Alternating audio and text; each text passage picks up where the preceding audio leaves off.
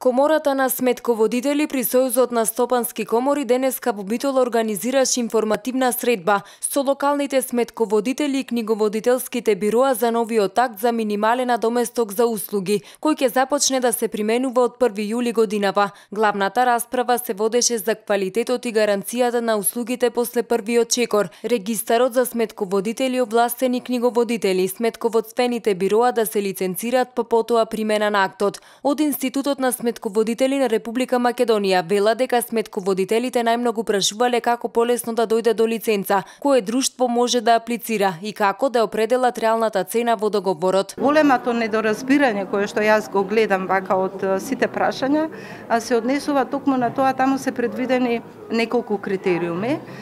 Тие критериуми треба да бидат кумулативно исполнети.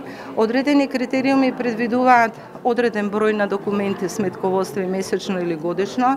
Некои од критериумите се однесуваат на вкупните приходи и често пати се поставуваат прашања: мојот клиент има една фактура, а приходот е во групата на, да кажам, ајде на некоја од која што е повисока, не би можел он толку да плаќа и така натаму.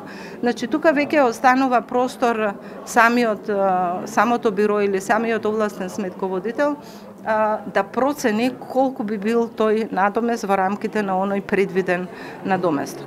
Комората на сметководители при Сојузот на стопански комори смета дека со стапувањето во сила на актот за висина на минимални надоместоци за вршење книговодствени услуги ќе се подигне нивото на сметководствената дејност.